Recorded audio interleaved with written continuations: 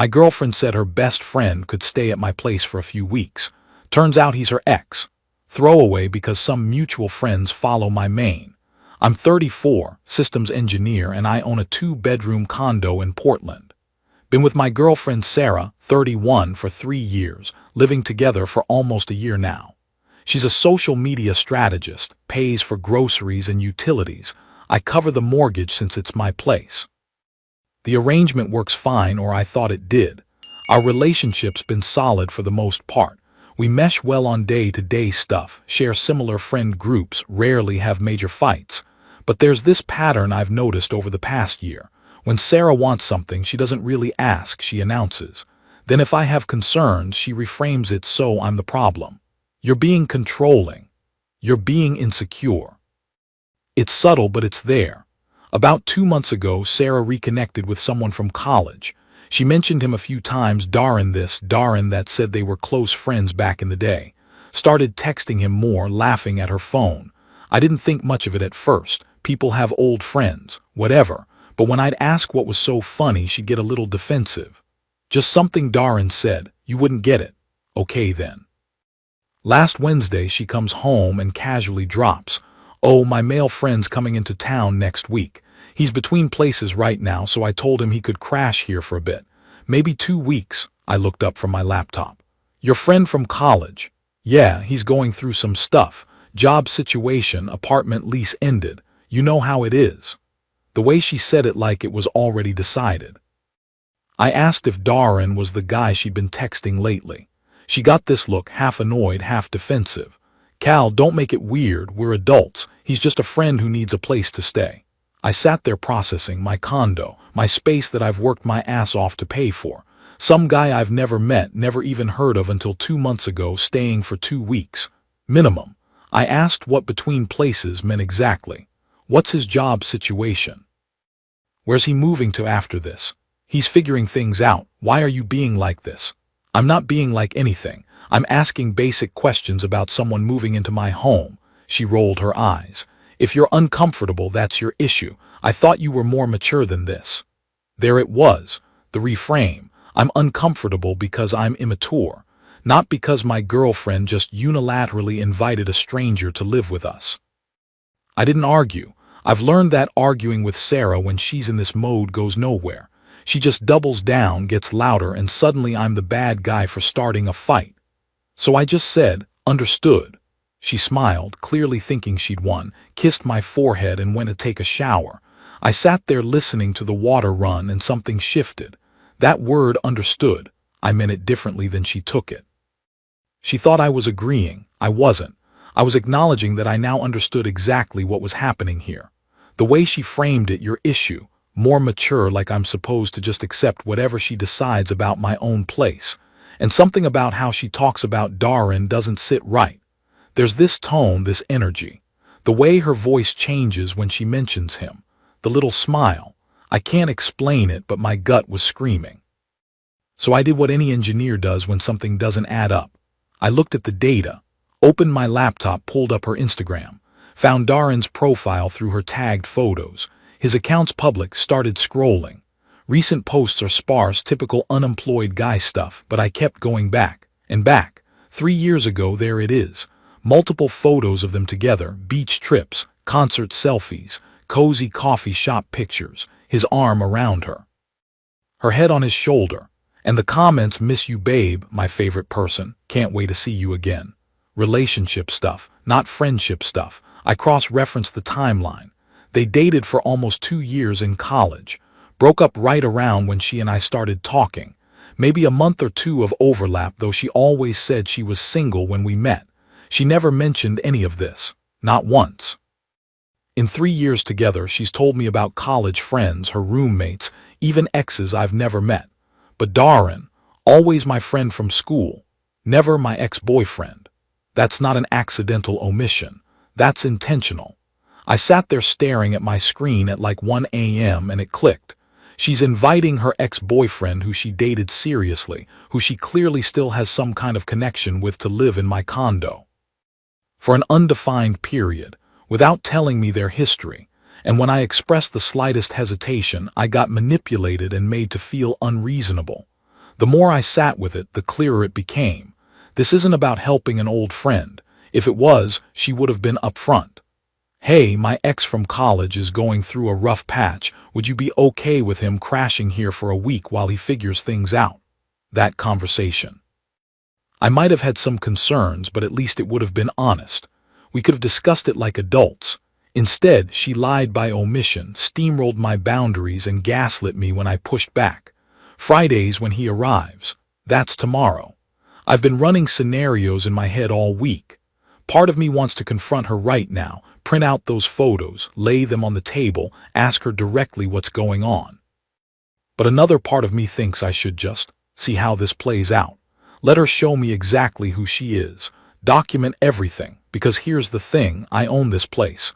My name's on the deed. I pay the mortgage. She's not on any lease, has no legal claim to this condo. I've been thinking about that a lot the past few days. The power dynamic here. I'm not the type to blow up or make scenes. I don't yell, I don't throw things, I don't do drama. I think clearly, I plan, I execute. But I also don't let people disrespect me in my own home. Part of me wonders if I'm overreacting. Maybe they really are just friends now.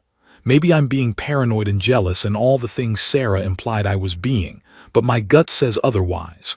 And I've learned to trust my gut. Reddit, am I crazy here? Edit, to clarify the precautions comment. I'm not doing anything crazy.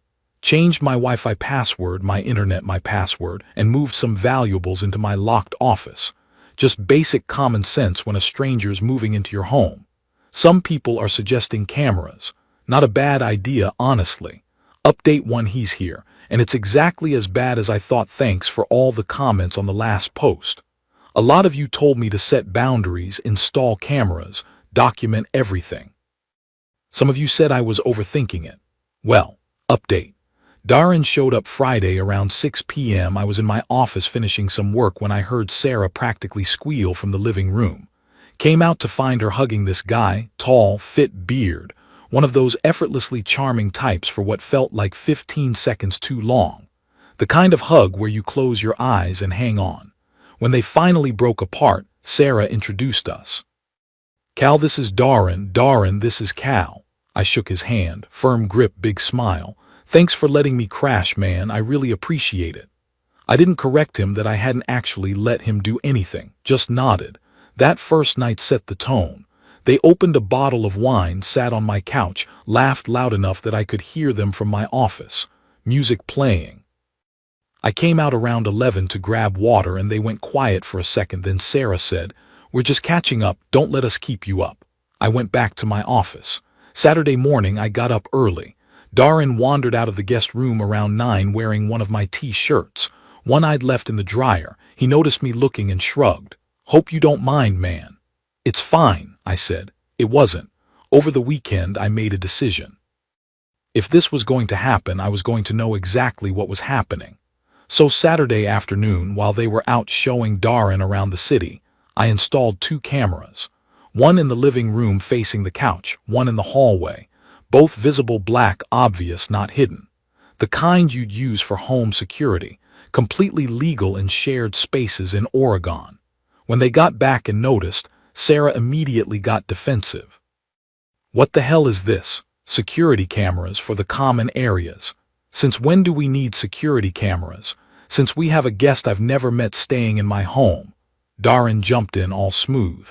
"Hey, I totally get it, man. Your place, your rules. I've got nothing to hide." Sarah looked like she wanted to argue more, but Darren's response undercut her. She just huffed and went to the bedroom.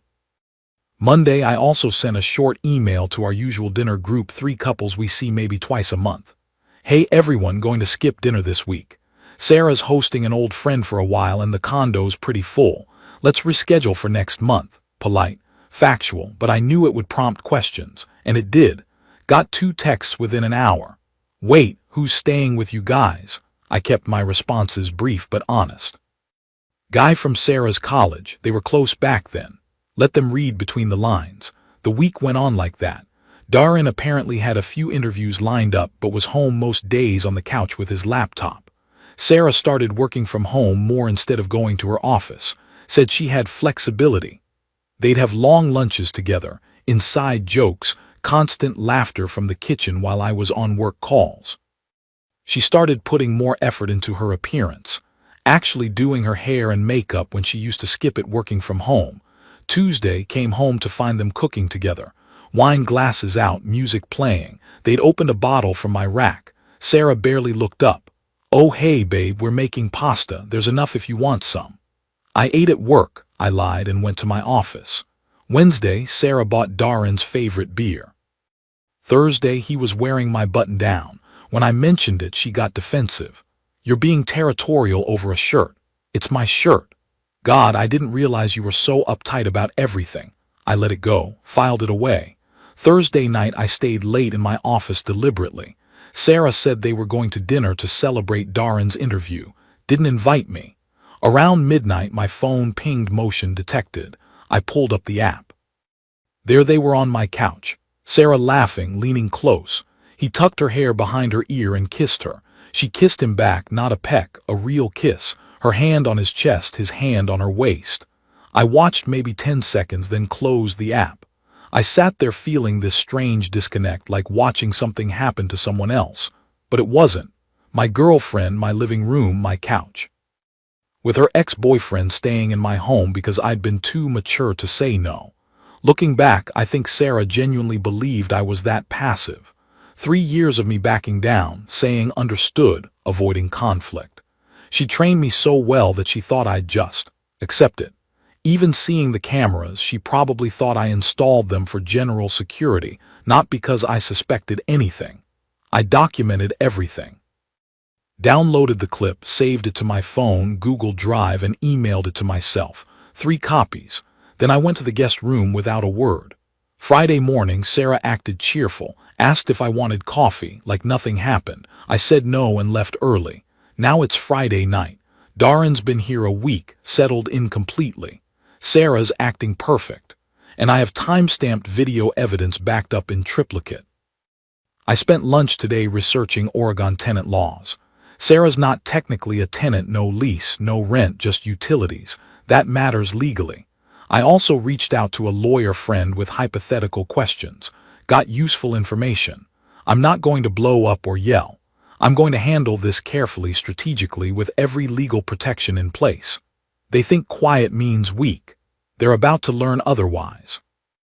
Edit: yes, I'm absolutely sure about the footage. No, I'm not going to confront her first and give her a chance to explain. I know the script. She'll minimize, deflect, blame me for spying in my own home. I've seen the pattern. This time I'm staying ahead of it. Update 2, I gave her the notice. It went exactly how you'd expect. It's been a few days. Time to update. Monday morning, I printed out 2 documents.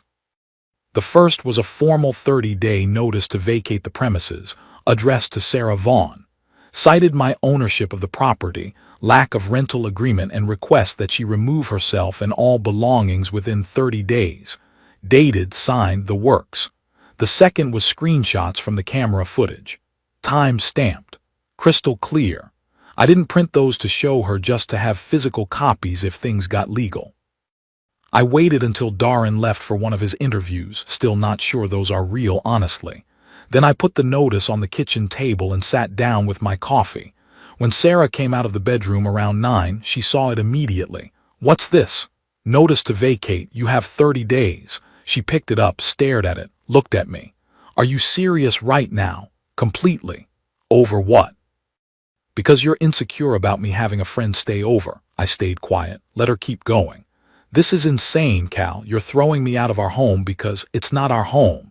I cut her off. "It's my home, my condo, my mortgage, and you're not being thrown out. You're being given legal notice as a courtesy." Her face changed.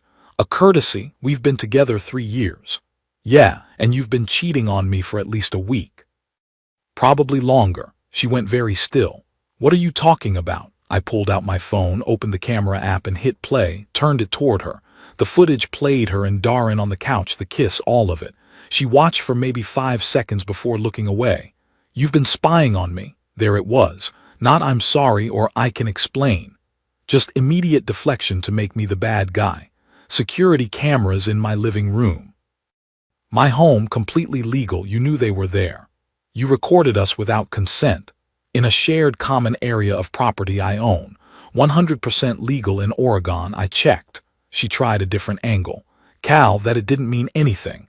We were drunk, we were just, I don't care what it meant. You lied about who he was. You manipulated me into letting him stay here. You've been playing house with your ex-boyfriend in my condo while I've been working to pay for it. And now you're leaving. 30 days. She started crying. Real tears, not the manipulative kind. I think it finally hit her that this wasn't a fight she could reframe. Cal, please, we can fix this. I made a mistake, but we can. No, I said. We can't.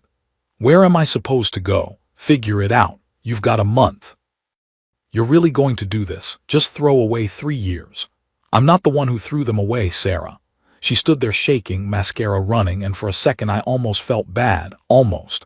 Then I remembered her laughing with Darren in my kitchen, buying his favorite beer with money she saves by not paying rent. The kiss. The notice is dated today, I said. 30 days from now you need to be out. I'd suggest you start looking for places. She grabbed the paper, crumpled it, threw it at me. Go to hell, Cal. Then she went to the bedroom and slammed the door. I smoothed out the notice and took a photo of it for my records.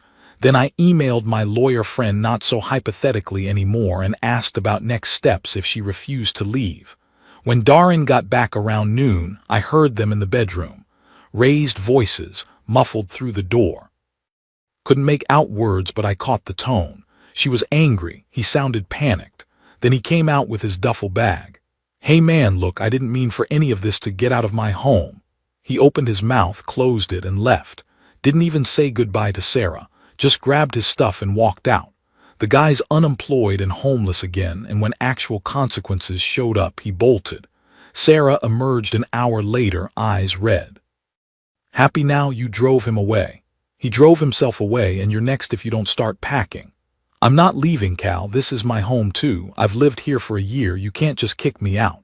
Legally I can, and I will. The notice is valid. She tried for another hour, arguing, crying, threatening to call a lawyer herself. I stopped engaging. Eventually she switched tactics, tried the soft approach. Sat down next to me on the couch, the same couch where she'd kissed Darren, and put her hand on my arm. Cal, I know I messed up. I do, but 3 years, that has to count for something. We can go to counseling. I'll do whatever you want, just don't throw us away like this. I moved my arm away. Sarah, you invited another man into my home. You lied about who he was. You cooked dinners with him while I worked late. You got dressed up for him. And then you kissed him on my couch. There's no counseling for that. There's just 30 days. You're being cold. No, I'm being done. She stared at me like she was seeing a stranger. Maybe she was. The guy who said understood and went along with things, he's gone. This version of me knows exactly what he's worth and what he won't tolerate. By evening, she'd switched tactics again. Left the bedroom dressed up, full makeup. Said she was staying with a friend for a few days to clear her head and process. I said fine. Didn't ask which friend, didn't care if it was Darren or someone else. Just said the 30-day clock was still ticking whether she was here or not. That was Monday. It's now Thursday. She's been gone 3 days, only coming back for clothes when she thinks I'm not home. Radio silence otherwise. But our mutual friends are definitely talking. Sarah started calling them with her version. According to her, I kicked her out over nothing and violated her privacy. Maya called Wednesday night. Cal, what's actually going on? Sarah's saying you snapped over a college friend visiting. I kept it factual. She invited her ex-boyfriend to live here. Didn't tell me they dated. I found old photos. Then caught them kissing on my security cameras, visible, legal cameras. Gave her 30 days written notice. That's it. Long silence. Oh, that's really not what she told us. I'm sure it's not. I'm sorry, man, that's messed up. Word spreading. Couple others reached out too. I told them all, I'm not trying to make anyone pick sides, just handling my business. Sarah's trying to control the narrative, but it's not working. Details don't add up. People aren't stupid. I'm just tired, honestly. This whole thing is exhausting. I don't want drama. I don't want to air dirty laundry. I just want my home back. But Sarah's not making it easy. She's still got 26 days. I have a feeling she's going to use all of them. And I have a feeling this isn't over. Edit. A lot of people asking if she's actually going to leave or if I'll need to escalate. Honestly, I think she's going to push this to the deadline and see if I back down. She still thinks she can manipulate her way out of consequences, but I've already talked to my lawyer friend again today. If day 31 comes and she's still here, I know exactly what to do next. Police report, formal removal, the whole process. I really hope it doesn't come to that, but I'm prepared. Final update, it's been just over a month. Final update because I'm done with this chapter. Day 30 came and went. She'd been staying elsewhere but still had stuff here. I texted that morning, tomorrow's day 31. Be fully moved out or I'm taking legal action. Her response, you're not actually going to do that. Day 31, I called the non-emergency police line around 10 a.m., explained calmly. I own the property, gave 30 days written notice. Occupant has no lease, deadline passed, hasn't vacated. 2 officers showed up by 11:30. I showed them my deed, ID, and the dated notice. They asked me to call Sarah and inform her police were present. She showed up 40 minutes later, saw the patrol car, went white. The officers were professional but firm. Explained this was civil, I owned the property, she had no legal right to remain. This is my home, I've lived here for a year. Ma'am, do you have a lease? The older officer asked. No, but do you pay rent? I pay utilities, so no. And you received written notice 30 days ago. You need to leave voluntarily or be escorted out, your choice. She looked at me like I'd changed my mind. I didn't, just sat on the couch with my laptop. Took her 2 hours to pack, 4 boxes, 3 suitcases. The officers stayed the whole time. When she finished, she stood in the doorway. I can't believe you're doing this.